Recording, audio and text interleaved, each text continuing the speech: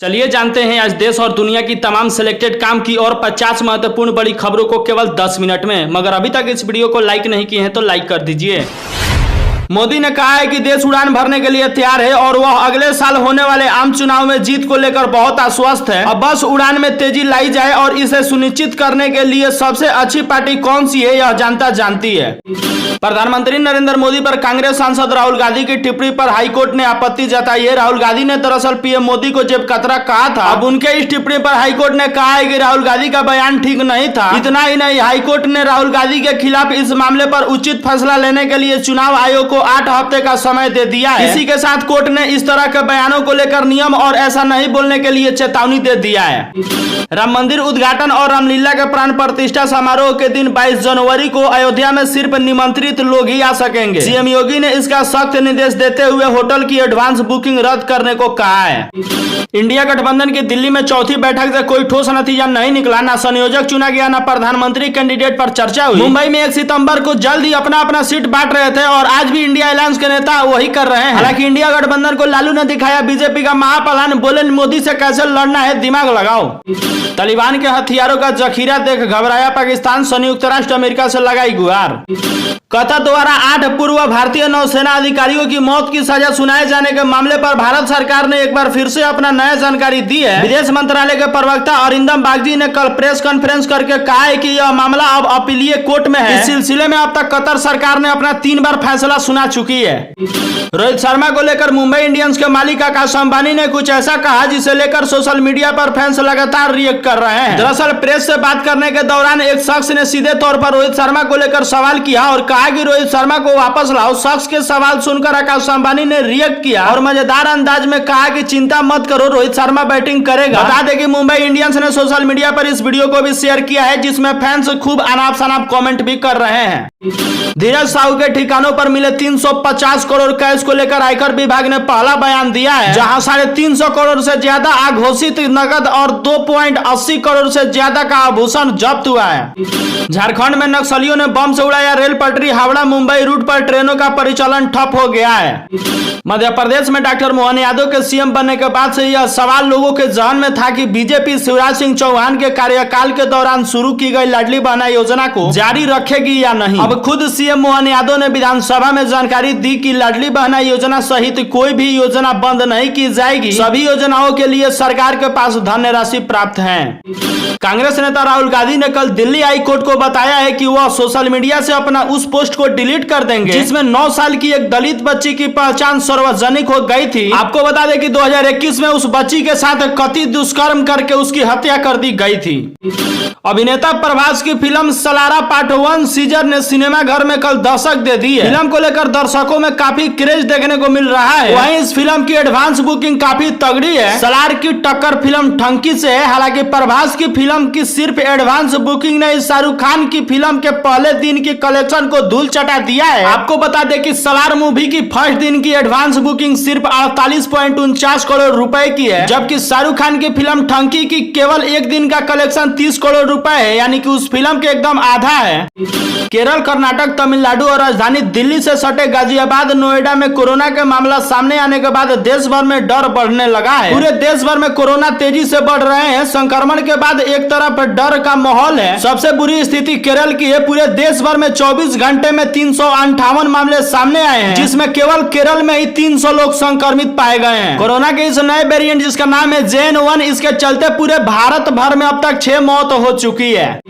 22 जनवरी को भव्य राम मंदिर के उद्घाटन के बाद देश भर के राम भक्तों को रामलल्ला के दर्शन का तोहफा मिलने जा रहा है। इसको लेकर 24 जनवरी से रामलल्ला दर्शन के लिए अभियान की शुरुआत की जाएगी। इसके तहत मोदी सरकार 50 करोड़ राम भक्तों को ट्रेन से निःशुल्क रामलल्ला के दर्शन कराएगी। आपको बता दें कि 24 जनवरी से 24 मार्च तक रामलल्ला दर्शन की अभियान चलाई जाएगी, जिसमें स्पेशल ट्रेनें पूरे भारत भर से चलेगी और आपको निःशुल्क बिना पैसे के अयोध्या लेकर जाएगी। जम्मू कश्मीर के पुंछ जिले के सुनरकोट में एक सैन्य वाहन पर पर आतंकी हमला हुआ है। इस अटैक में 4 जवान बलिदान हो चुके हैं, जबकि कई अन्य जवानों की घायल होने की सूचना सामने आई है। हमला डेरा की गली पीर टोका इलाके के पास हुआ है। वहीं जानकारी के अनुसार सेना ने मोर्चा संभाल लिया है और फायरिंग फिलहाल जारी है। सोशल मीडिया पर दावा किया जा रहा है कि रोहित शर्मा के सपोर्ट में आए सूर्य कुमार यादव और जसप्रीत बुमराह ने मुंबई इंडियन को पत्र लिखा है। उन लोगों को हार्दिक पांड्या के कप्तानी में नहीं खेलना है, ऐसा दावा किया है।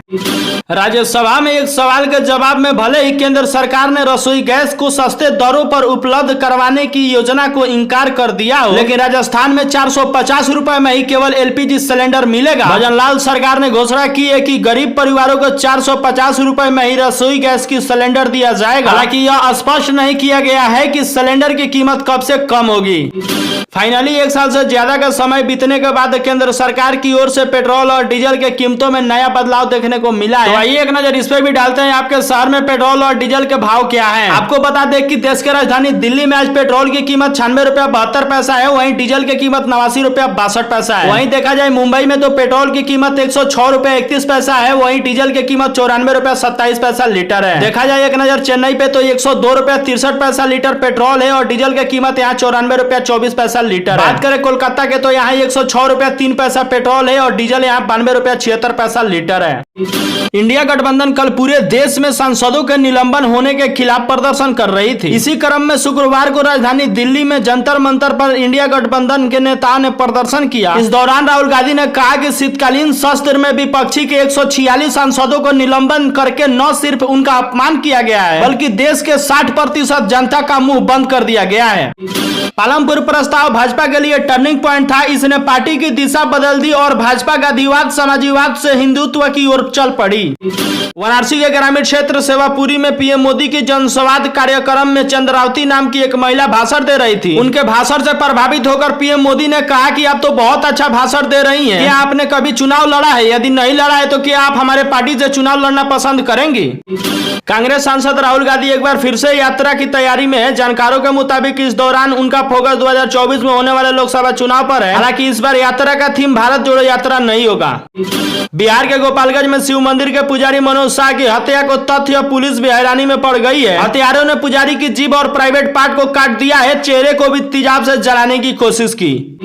उज्जैन में कल रात 1 बजे डॉक्टर मोहन यादव मुस्लिम बाहुल्य इलाके केडी गेट में पहुंचे। यहाँ सीएम ने इलाके के लोगों की समस्या सुनी और कलेक्टर को निर्देश जारी दिए।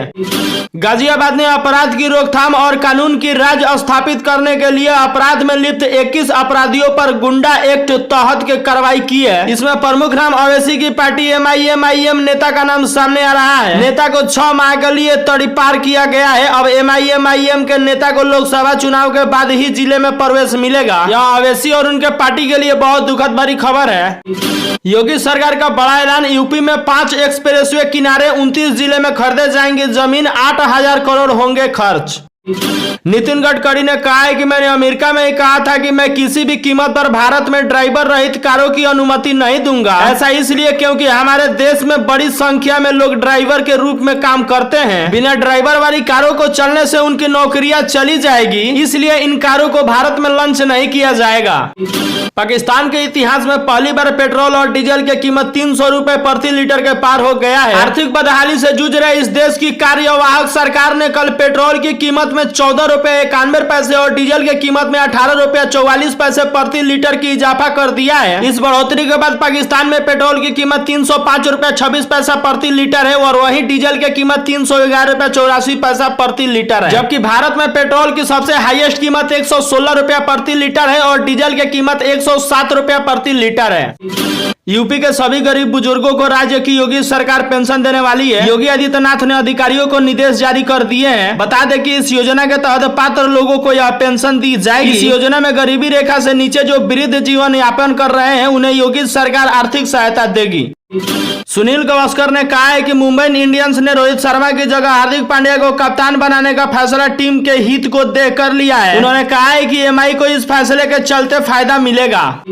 नोएडा में गलती से ट्रांसफर हो गए बैंक के 26 लाख रुपए। आरोपी ने तुरंत निकाल ली सारी रकम। अयोध्या में भव्य मस्जिद निर्माण की कवायद तेज हो गई है। मस्जिद के निर्माण की जिम्मेदारी मुंबई टीम को दी गई है। महाराष्ट्र के अल्पसंख्यक आयोग के पूर्व अध्यक्ष हाजी अफ्तार शेख को मस्जिद के निर्माण समिति का प्रमुख बनाया गया है। पश्चिम बंगाल की मुख्यमंत्री ममता बनर्जी ने कहा कि केंद्र की सरकार इसलिए पैसा रोक रही है क्योंकि वह स्वास्थ्य केंद्रों पर भी भगवा रंग से रंगना चाहती है। अस्पताल पर भगवा रंग हम होने नहीं देंगे, पीएम मोदी से मुलाकात से पहले गर्जी ममता बनर्जी। प्रधानमंत्री नरेंद्र मोदी ने आर्टिकल 370 को हटाने के विरोध कर रहे राजनीतिक दलों और नेताओं को खुली चुनौती दे डाली है। उन्होंने कहा है कि ब्राह्मण की कोई ताकत अब तक हाल में आर्टिकल 370 को वापस नहीं लागू कर सकती है।